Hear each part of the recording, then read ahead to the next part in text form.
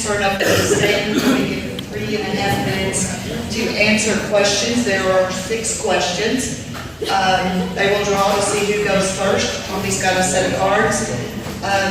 If we have time, we will allow some questions from the floor. But remember one thing, the longer we keep these guys talking, the longer we gotta wait to eat. So we're gonna do it this way. So, and then I told them there'll be a lightning round of questions at the end. They're gonna be asked a series of questions. We've got some paddles down there, yes, no. And Tommy's gonna take it from here. Do you wanna draw? Yep. See who goes first.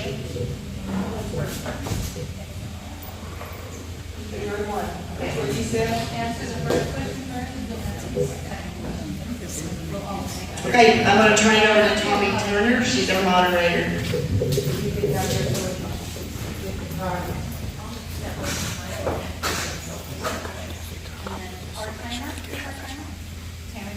Let me get set up.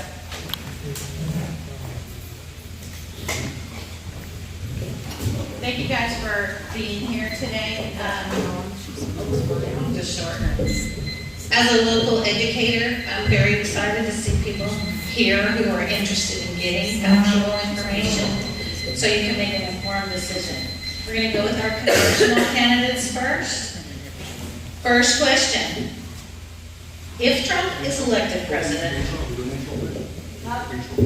we don't have 4 minutes. Oh, sorry. Plan B. We're going to have a 4-minute introduction from our first candidate. Thank you. All right. Well, I'm Frank Lopez Jr. Can y'all hear me? Everybody hear me back there? Frank Lopez Jr., U.S. Border Patriot. I am a retired Border Patrol agent, served 30 years in the U.S. Border Patrol of Del Rio, Texas, Washington, D.C. as an assistant chief. Prior to that, I was a military policeman, served in Germany, Honduras, Central America, and I'm also an ordained minister. So as I was driving up here, I was praying for the Lord to open our eyes and our ears, our discernment, give us wisdom. So folks, I've served for 30 years on the border, living in Del Rio, 3 miles from what's happening to our country. I'm also a pregnancy care center advisory board member, a pro-life ministry there in Del Rio. And I am also the former chairman for the Valverde County Republican Party, the former committee man for Senate District 19 with the State Republican Executive Committee. So as soon as I retired in 2018 from the Border Patrol, folks, I became involved in the political realm. I knew that was one of the things God was drawing me towards. Met with a man named Raul Reyes, who at the time was running against Will Hurd. I became his campaign manager. And so as we started going down that path, we started doing opposition research. What is now our Congressman Tony Gonzalez. And so folks, that's part of the reason I'm running, because as a Republican, I believe in the platform. It affirms God. It is biblical-centric. As a former military policeman and a federal agent for 30 years, I believe in the rule of law. The Constitution is the supreme law of the land. We have U.S. codes. We have laws that need to be upheld, because without it, our society descends into chaos. And so folks, I'm an ordained minister as well. And so we have this layers that I operate off of the platform and what it means for me, because it holds the values that I hold dearly. The laws of the land, because without it, we are not a civilized Western nation, but supremely above all else, the Word of God. And so as a congressman, all my decisions would be based on these anchors of my worldview. And so what is happening in the world, folks, look, I can go down the list: pro-life, pro-Second Amendment, pro-small government, etc. Check the boxes. I'm a conservative, I'm a constitutionalist, I'm a Christian, I'm a believer. But what is happening to our nation right now, folks? It's happening primarily because of the agenda of the Democratic Party. All you have to do is look at their platform, and it tells you what they are about. It is anti-family, anti the natural order of things. It portrays government as its God. And so look, folks, we have to be aware of the fight. I can talk strategies and tactical applications. We can talk about what is happening geopolitically. But the real war is good versus evil. And that is a perspective that I bring to you. A spiritual worldview, knowing that in the back of all this, The God of this world is moving within people, just as the Spirit of God moves within people. And so we have to be aware of that dimension as it applies to our physical realm. And so Washington, D.C., that is what I would be looking at. How do we make decisions based on these foundational principles, immutable principles? And what is happening, it's being allowed to happen in a sense, folks, not only because who currently holds the House and which parties in control the Senate, etc. In the House of Representatives, the Republican Party holds the slim majority. But they are not a real opposition. They are allowing this to happen. They're not cutting off the money. They're not going after these huge contracts that are enabling this invasion that I'm seeing down here. How many seconds? 6 seconds. 6 seconds. Well, folks, I could talk forever, but I just wanted to give you a real glimpse of who I am. Thank you, Tammy.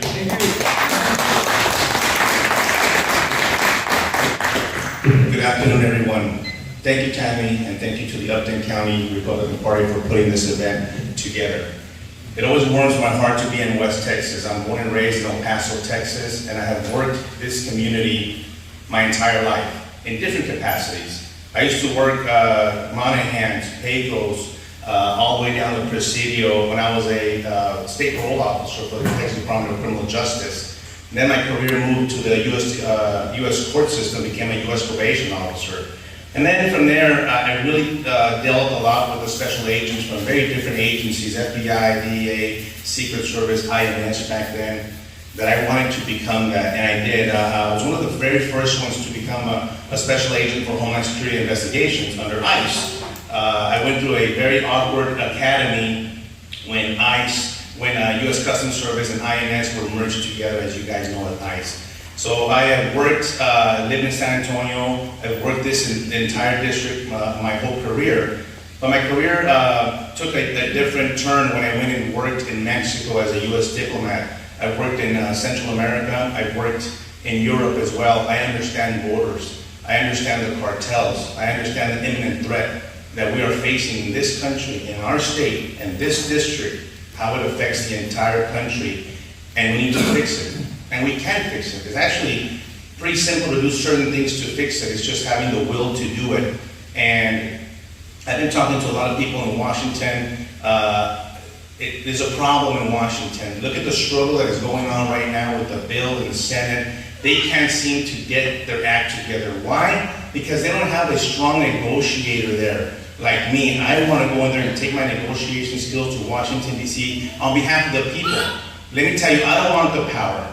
The power belongs to you. It's we the people. It's not we the party. It's not we the donors. You are the employer. I am the employee. And I will go do the will of the people, something that the incumbent here has failed to do and has abandoned this district. Most of you might know my story. Back in February 15th of 2011, while serving in Mexico, my partner and I were ambushed by the Los Zetas cartel, and he was tragically killed next to me. And I'm here by the grace of God, surviving 3 bullet wounds. Amen. And what that does to me is, I have a laundry list of why I'm running. Well, one of those is personal, because I've seen evil in its eye. I'm also a subject matter expert in human trafficking investigations. I've rescued these women and children from the most horrific situations that you can't even imagine. Some that I will never be able to share with you or anyone. I'll take to my grave what one human being is capable to do to another, especially a child. That is evil. Frank is right. This is a fight between good and evil. I want to be on that side to fight these evilness. Believe it or not, a lot of it happens to be our own party. They're the ones kind of keeping us from, they don't want me there because they're going to get a criminal investigator there. I'm going to go see what they're up to, where they're spending the money, and we need to get that priority here. And of course, the number one priority, not in just this district, in the country, is border security. You will get a border security expert to get on a Homeland Security committee that actually worked for Homeland Security and actually tell them how to do it. I have Tom Homan, ex-director of ICE under President Trump, who has endorsed me. I have General Flynn, who has endorsed me. They understand the leadership that I bring. I've met with President Trump privately, and we've discussed this. We know how to fix this. We have a team that is being assembled. I need your help to get me to be part of that team and get through November to finally fix this. Thank you so much.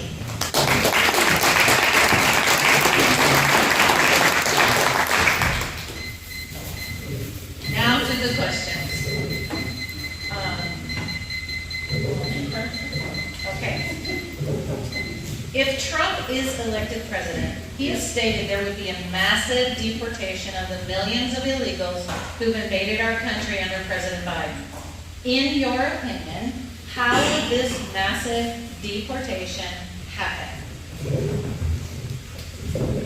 So we have in place, look, as people are coming into the country, they are being processed. They are in a database. They're being turned over to the Border Patrol.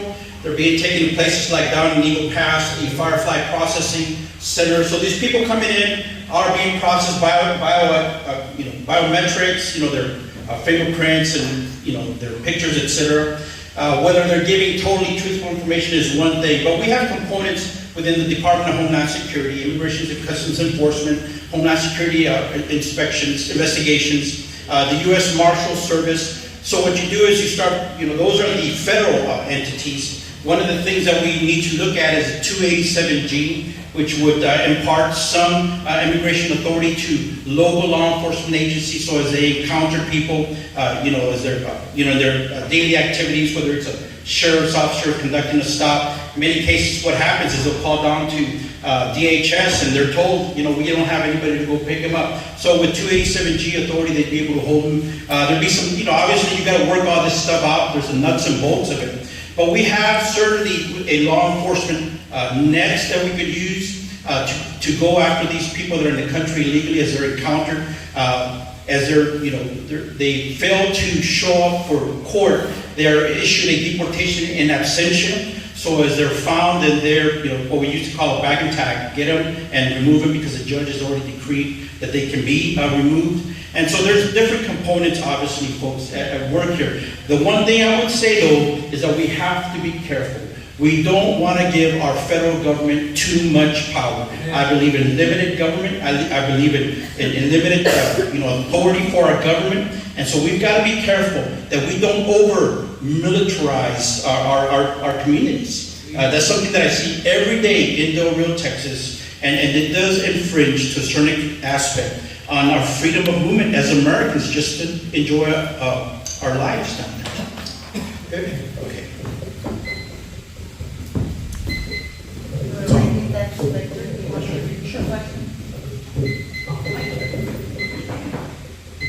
If Trump is elected president, he has stated there would be a massive deportation of the millions of illegals who have invaded our country under President Biden. In your opinion, how would this massive deportation happen?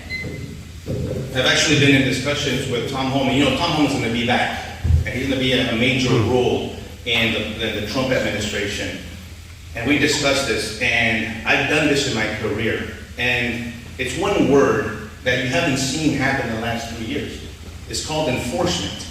We're not enforcing immigration law down at the river. We're not enforcing asylum criteria. We're not enforcing child trafficking. We're not enforcing any of that. We're going to go back to enforcing.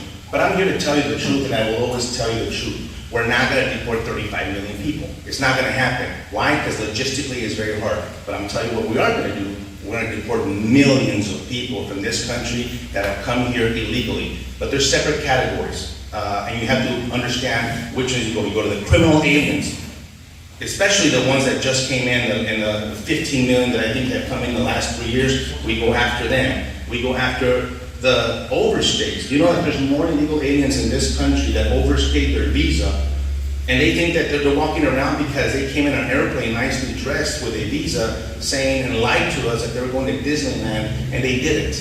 We need to go pick up those overstays. And it's enforcement. We're going to go do enforcement in Colony Ridge, right outside of Houston. We're going to do enforcement, worksite enforcement. We're going to go after the employers that continue to hire illegal aliens. Let me tell you what's going to happen, what I believe is going to happen with my experience. We're going to go after and start picking up 100,000, 200,000, 1 million, 2 million people in all these different categories. And you see what's going to happen. There's going to be a ripple effect. And a lot of them are going to start self-deporting themselves because they are going to start looking over their shoulder. They're going to say, uh-oh, when are they going to come for me? I want people to come to this country legally, like my parents did. There is a legal pathway to come to this country. What's happening in the last 3 years is completely against the law. Giving these paroles, benefits, giving all these permits is completely against any law and even immigration law. But this administration has completely violated our Constitution and is eroding our sovereignty. So we will start picking people up. they will still back. But one more important thing, we have to deal with the countries where these people go to. Do you know that most of them don't want to accept their people back? Well, we're not going to ask them. We're going to send them back to Venezuela. We're going to send them back to Haiti. We're going to send them back to Africa. We're going to send them back to China. You notice I didn't say one country, because everybody has in their mind it's Mexico, and Central America. There's people coming from over 150 different countries into our country right now, especially terrorists. Did you see the numbers that they dumped last night on a Friday evening? They caught 50 just in this last fiscal year. That means from October right now, 50 potential terrorists on the terror watch list. That's over 300 under this Biden administration, where we had 17 total under the Trump administration. So I have a plan. When you ask me these questions, I'm going to give you direct answers and real solutions, and I'm looking forward to having an opportunity.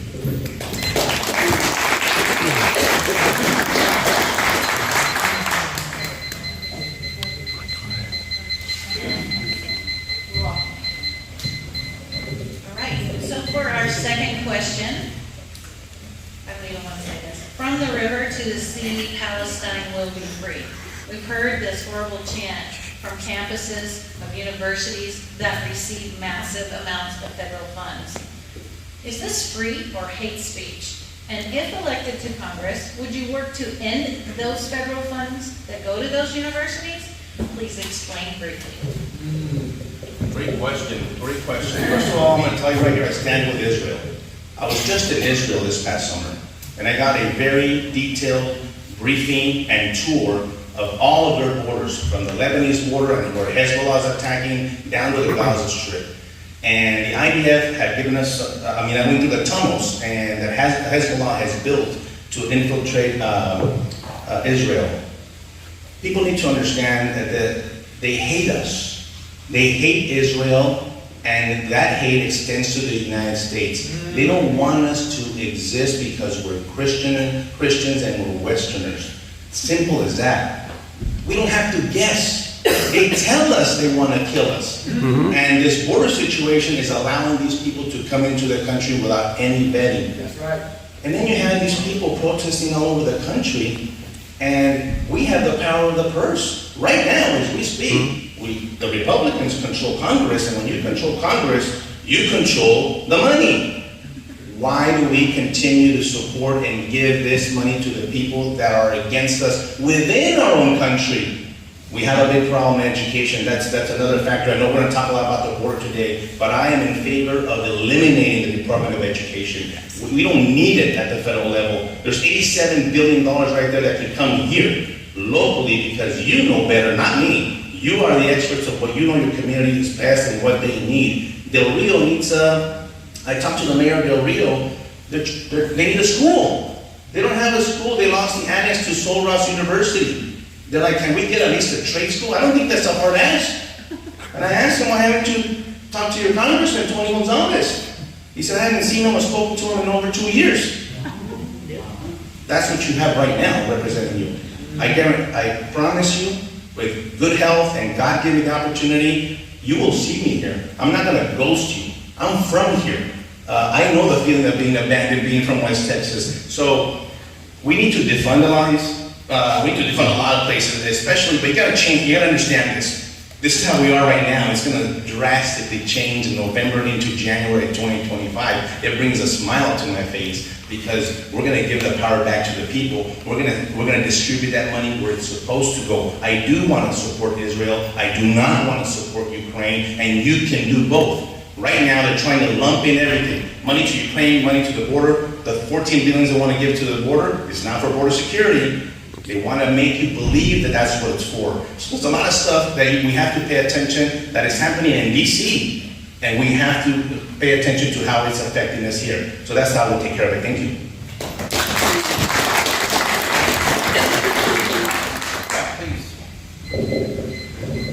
So the second question is, from the river to the sea, Palestine will be free. This is a chant that we've heard from campuses of universities that receive massive amounts of federal funds.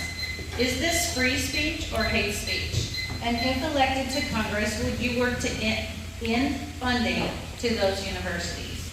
Explain briefly.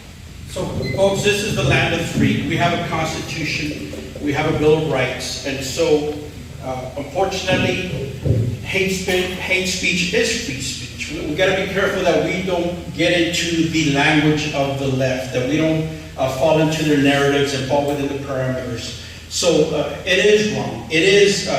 They are voicing their intent to us, and should we defund it? Yes. That's a purpose of the Congress, is to hold, the purse strings and to look at the way our money is being spent. Part of the reason that this is happening, it's a broader issue. That's it's basically, the answer is crystal clear. They want to wreak havoc in our country. We have seen what took place with the Antifa, BLM riots. We have this element within our country, folks, that is brewing. It's underneath the surface, ready to spring up. This is part of a larger issue, and it has to do with the social engineering, the cultural conditioning, the indoctrination of our children. These are young people. As you look at them out there marching around, they can barely, they barely can dress themselves. A lot of young people. But within these ranks, folks, we have instigators, we have infiltrators, we have folks that stir them up. This is the dangerous element that is in our country. It happens from not having secure borders, but it also happens, folks, from generations of the deep state, generations of globalism, generations of an ideology that has been at work in our country to destroy our country.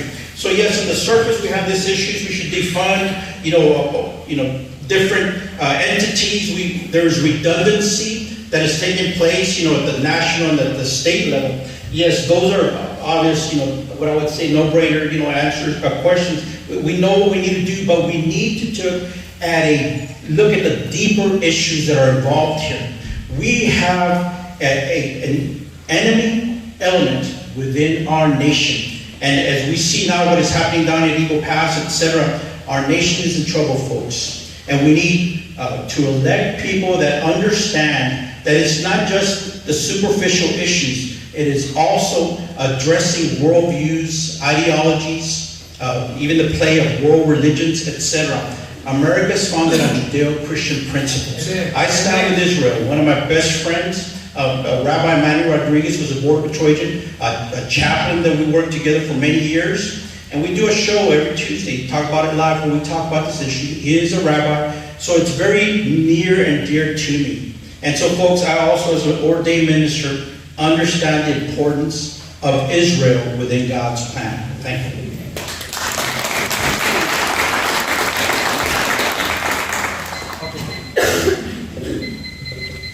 Okay, so for our third question, December 16, 1868, slavery was supposedly abolished.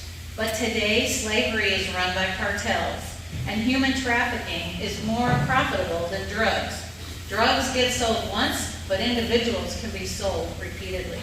In your opinion, what needs to be done to hold individuals on both sides of the border and the foreign countries accountable? Give us briefly any experiences you may have had dealing with this. So as a Border Patrol agent 30 years, look, we're the front line. We're out there patrolling between the ports of entry. Ran into a lot of smuggling organizations. I was on the Border Patrol anti-smuggling unit. That's what we did. We investigated, organizations. We worked in conjunction with our state, local, federal partners. So it is a scourge on America. It is to our shame, folks, that this is happening. The reason I say that is because there is an insatiable hunger for the bodies of little boys and little girls in America. American children are being exploited. And so that's why at the very beginning, when we saw what Joe Biden was doing, I started leading regional rallies. So we had a symposium in Del Rio. We had a rally in Carrizo Springs where we were imploring Governor Abbott to take a strong stand and move against these child detention centers that were propping up all over the place. We needed for him to take decisive action at the border. What he's doing now in Eagle Pass, look, folks, That needed to be taking place at the very beginning of this. The message had to be crystal clear.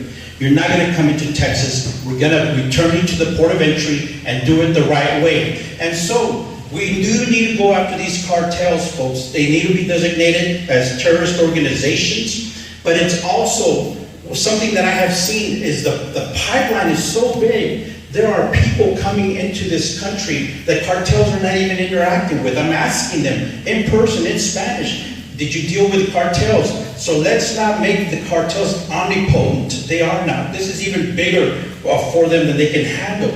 But folks, this is a spiritual matter. And this is calls for a repentance of the American heart, folks. Amen. Texas is one of the leading states, if not the leading state, for child trafficking, child pornography, folks. That is also not just, the government plays a role, but let's not make God, the government, our God, folks. This is the role of churches, of synagogues. The body of Christ also needs to get involved into this. Amen. And so I would work as an ordained minister, as a former federal agent, as a military policeman. I would work with all the stakeholders. And one of the things I do real quick is I visited with folks in San Antonio that run child trafficking, anti-child trafficking centers in San Antonio. We're ready to hit the ground running. We're ready to work with them on a regional basis as necessary. Thank you, Tim.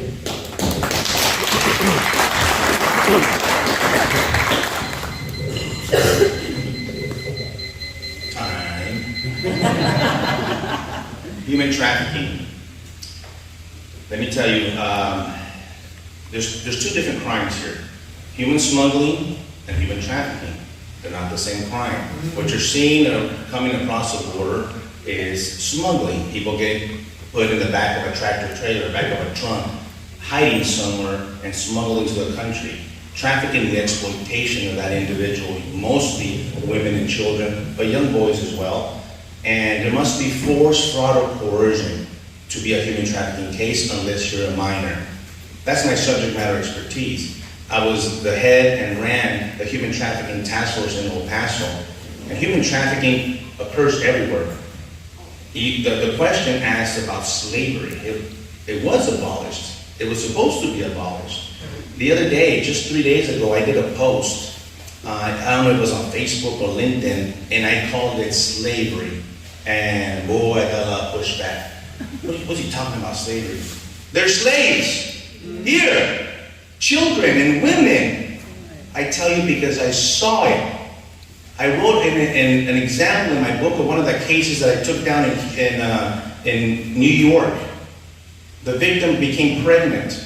They had her have, and if you have children, you might want to cover their ears right here. They forced her to have a child in that room. And then they put that baby in a bucket and filled it with cement. That's as graphic as I'm going to get with you right there. I can't tell you more. This is evil that's happening here in our country, and yes, it's tied to other nations because they are bringing victims. When I worked in Mexico, I was head of the Global Trafficking in Persons Initiative. And I rescued victims in Houston, Arizona, Miami, New York, Chicago, everywhere in this country. And Frank is right. There's a competition between Houston and Dallas as to where the #1 hub is for human trafficking. Here in the state of Texas, there's a lot of facets. You have to look at who is asking for the children. It's Americans, just like they ask for the drugs. So you have to approach it one way. I choose to approach it in eliminating at least the supply. Kind of the same thing with drugs. We have a drug problem in this country. I cannot help them rehab themselves when the fentanyl and the meth continues to pour through the border. Let's take out the suppliers. Let's take out the cartels. The cartels are no longer drug trafficking organizations. They're terrorists. They're foreign terrorist organizations, and I'm kind of tired of people just, they tore it. I don't want to call them that. I want to designate them as foreign terrorists, and we will do it the right way under the State Department and take them out so we can eliminate the second part. Thank you.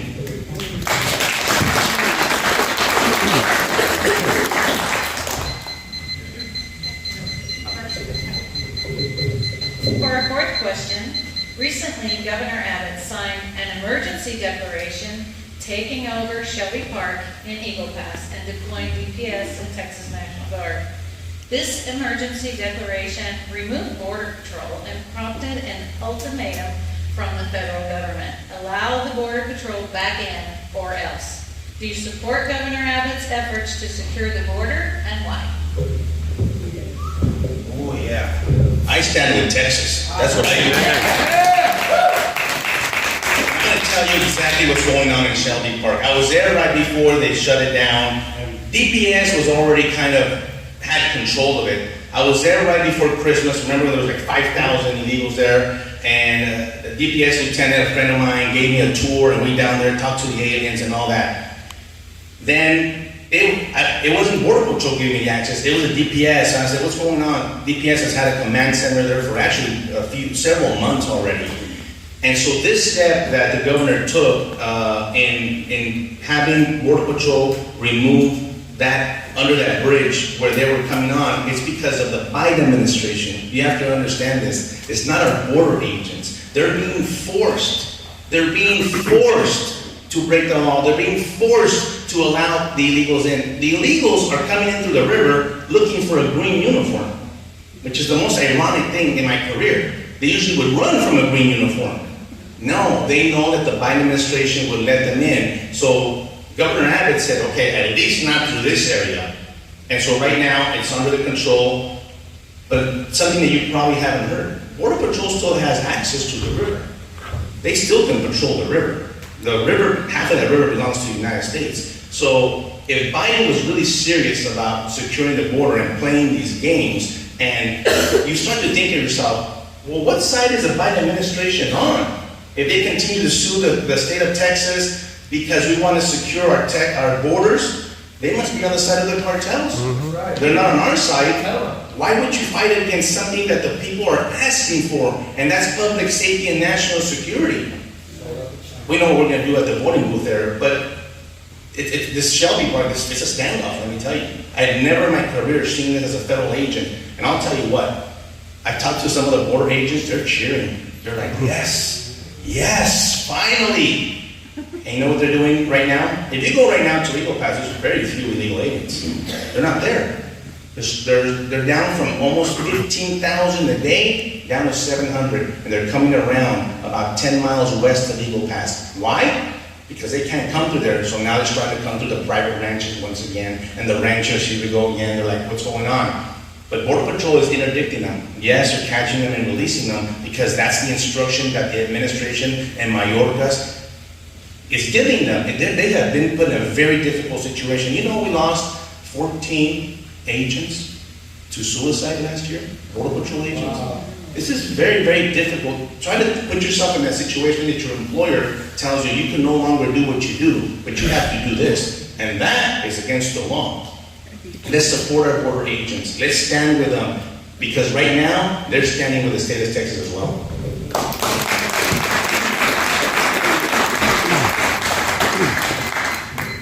Okay, to repeat the fourth question, recently Governor Abbott signed an emergency declaration taking over Shelby Park in Eagle Pass and deploying DPS and the Texas National Guard. This emergency declaration removed Border Patrol, prompted an ultimatum from the federal government. Allow the Border Patrol back in or else. Do you support Governor Abbott's efforts to secure the border and why? So yes, I support it in a sense that, folks, look, better late than never. And so I'm gonna say this.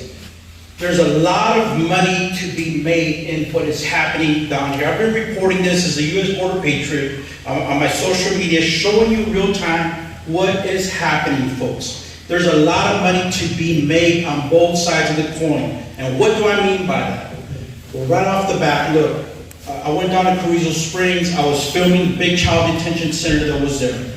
I saw rolling out of there non-government organization vehicles, Baptist Child and Family Services. They were in charge of running that organization. You go to San Antonio, the big facility at San Pedro Drive, Endeavors Catholic Charities are involved with that. You go to Eagle Pass, Mission Border Hope, you go to the Valverde Border Humanitarian Coalition, NGOs that are faith-based coalitions of area churches. There's a lot of money to be made in this. And so as far as Governor Abbott's measures, look, folks, we need to, no matter what he did as a governor, there would be lawsuits, there would be pushback from the federal government. And so at the very beginning, we had to take away the incentive, take away the magnets. We needed to grab them then and take them to the port of entry. Since 2021 and Biden's been the president, millions of people are coming to our country.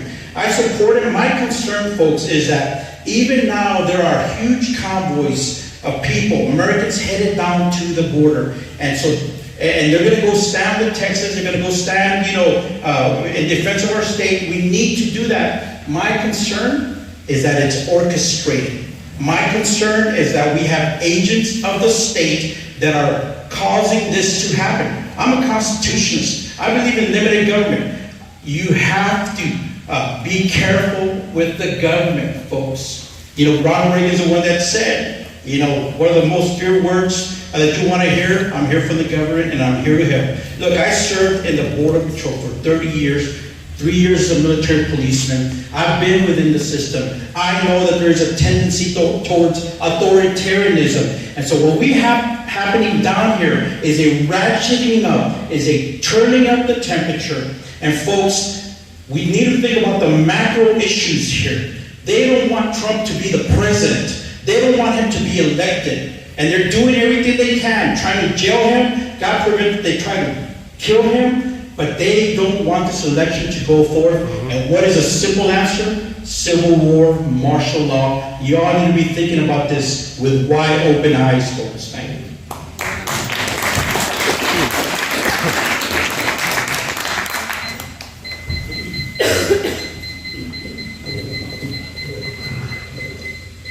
Our next question.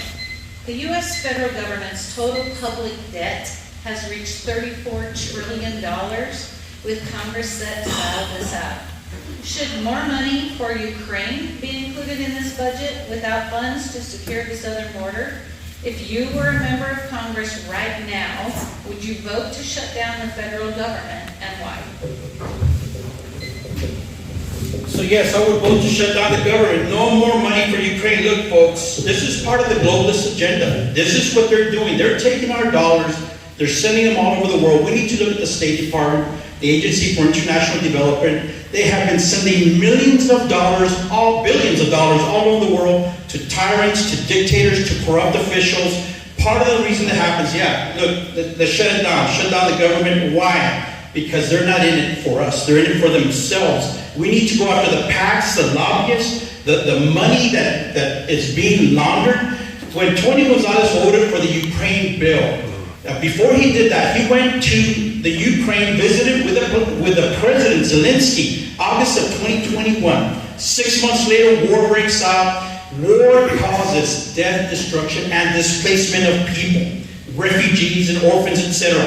And so billions of dollars have been poured into the quote-unquote humanitarian trafficking business. Why? Because Tony Gonzalez was at the NGO facility headquarters, across the street from the headquarters for Endeavors in San Antonio, Texas. He went and visited Mission Border Hope, the NGO, and promised them resources. There is so much money. Everybody with common sense knew, folks, that sending that money to Ukraine was going to be a black hole. There was no accountability. So many congressmen spoke out against it. It was a vast money laundering operation. And that is why we don't get the problems fixed in Congress. Too much money. I would move in and say that we need to legislate against this lobbyist money, against this PAC money. That's why I'm for short terms for our legislators as well. We need term limits. They go to get rich. They don't go fight for the people. They don't go fight for us. I will go fight for us. I will get together with like-minded America First patriots. We will use our leverage, as small as it may be, to push against the machine, throw a wrench into their globalist works. We saw how they did it to get rid of Kevin McCarthy, that big rhino. And so we can do it, folks. It doesn't have to be a huge majority. We can have a small group of people that goes, but you have to pick the right fighter. You have to pick the person that understands the larger issues of what is happening out there. And so much money has been spent all over the world. I say bring it home for our veterans, our elderly, our children, Americans first.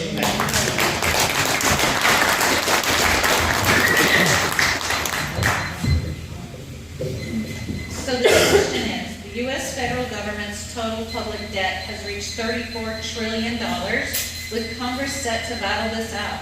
Should more money for Ukraine be included in this budget without funds to secure the southern border? If you were a member of Congress right now, would you vote to shut down the federal government, and why? Not one more penny to Ukraine, not one more. You know, the government was supposed to shut down last Friday. Did you guys know that? It was supposed to shut down, and I would have voted to shut it down. But who signed on the continued resolution? The Republicans. It's the Republicans. It's our own party. They continue to fold to the Democrats. We need strong people. The Freedom Caucus in D.C., which I want to be part of, and I've talked to many of their members, are the only ones basically fighting for the people right now. And it's incredible to me. I don't even know what $34 trillion is. What kind of number is that? Tony Gonzalez voted for the omnibus bill. Easy. He voted for, right now, the struggle in Congress is they want to continue to give more money to Ukraine, and they want to convolute it all in there so they could vote for it. But we don't have enough America First elected officials that are going to say no. Now, in my career, I went through 3 shutdowns. I know Frank went through, and one of them was really tough. It doesn't, when you shut down the government, it's not going to stop the police from working. We have a lot of essential workers, but I'll tell you what I want to do in Congress. And I don't think I'll remember the last time, at least in my lifetime, when it was last done. Cut something, please. You know how much we spend in this federal government? It's the fleecing of America. It is incredible. I'm not talking about Social Security. I'm not talking about Medicare. There are so many programs over there. By the way, these 2 programs need an overhaul. There's so much fraud within that I investigated in my career. Fraud within these that you would clean out so much money that I actually free up some money to have more available for the citizens. But there's so much frivolous spending out there. It is ridiculous what these congressmen and congresswomen do. Well, I'm going to get $5 million. I'm going to get $25 million to build an elevator. I'm going to get what? Some of this stuff is a local issue. A park has nothing to do with the federal government. We need to cut some, and cutting hurts. I've been through it. When I was on line duty and we moved all over the place, we went through some financial distress. And all of a sudden, you find yourself, well, we gotta cut something. Well, you start cutting the cable, and you start cutting the plan on your cell phone, and those are real cuts. It got so bad I had to sell my house. But that's a sacrifice. That's a sacrifice that my wife and I made and my family, and that's why I'm here. Because we were able to recognize that I don't spend 50 times more what I make a month. But the government continues to do it over and over. I'll treat the budget and I'll treat the expenses just the way I would treat it in my house. Thank you. Absolutely.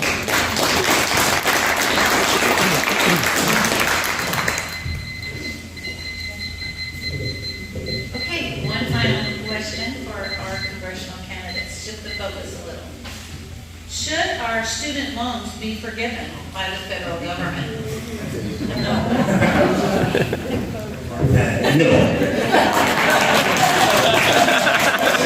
My wife and I, we graduated from UTEP, and I had my small loans. I didn't have a lot. I paid for most of my school, and I'm very grateful for that, because I worked throughout my college career. I worked in construction, I worked at the post office, I worked at a law firm, I worked as a security guard, and I paid my way to school, and it got to the point where I had to take a couple loans to get through to graduation. And I have a twin sister who's a lawyer, was also doing the same thing. My parents didn't have the money to put us through school, so we put ourselves through school with a lot of sweat and sacrifice. So when my wife and I got married, she also graduated 1 year before me. Nobody knows why I didn't graduate that year. Don't question, go look it up. I should have graduated with them. It took me 1 year longer, it's okay. We got through it. But anyway, we got married and we started looking at the finances, and we both have student debt, right? The student loans. So there's a program when you're married, you combine them. So we combined them, and here we are. Boom, 150 a month, 180 a month, or whatever we are. For years, I've been married 25 years this past October. And thank you. And it took us maybe the first 12 to pay it off. And now I need to pay it off for someone else? It makes absolutely no sense. This trickled down, that for some reason, people that have, I don't apologize for what I have. I don't apologize for the house that I own, because my wife and I earned it. And we worked very, very hard. And who gave me that? My parents. My parents taught me that work ethic. And so I don't apologize for what I have. I don't apologize for being a conservative. That's what you're going to get in Congress, a fighter. You see, I lost my fear on February 15, 2011. Absolutely. I don't fear these people. I've already started confronting them. I already started talking to them. What's the worst thing they can say to me? No? That's right. I'm not going to accept it. You're going to get a fire and a warrior, and we're not going to pay back those loans. Let's go. So of course not. Look, folks, America was built on the entrepreneurial spirit. You know, our founding was based on explorers, on people who wanted freedom. They came to a new land knowing it was going to be hard. They sailed into the horizon with something in their hearts, the desire to be free and to explore, you know. Then they saw that government was infringing on them, that they had a tyrannical government, and they had a revolution against that, because God has given us innately, the Constitution merely affirmed what God had already said, that we are free men, free people, free men and women. So what I see with this, you know, with this movement by the government to become the God of the people is an infringement.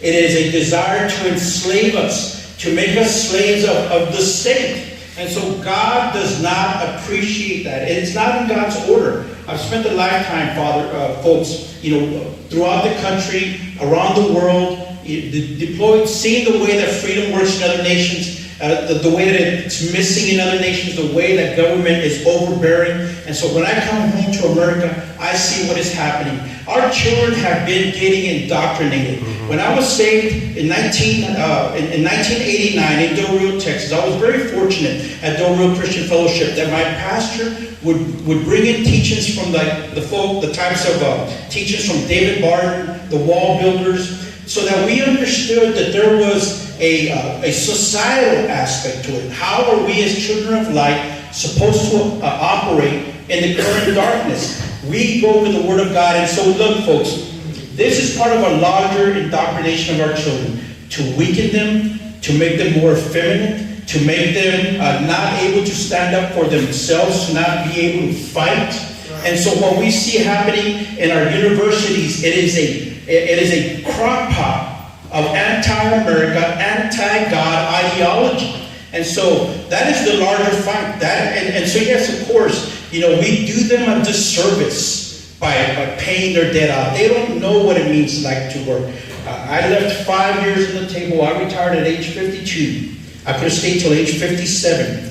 I left 5 years of salary and 5 years off my pension, because God was calling to go fight for this country, for the people of the border regions, for the people of Texas, for my fellow Americans. And that's what I'm going to do, folks. I'm going to go armed with the truth of God, willing to go expose the deeds of darkness, because that is what He commands us to go do. Thank you.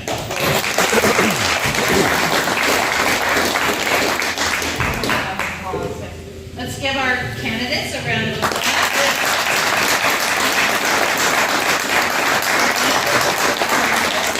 And we're going to take a quick break and switch out, and then we will hear from our state representatives, candidates.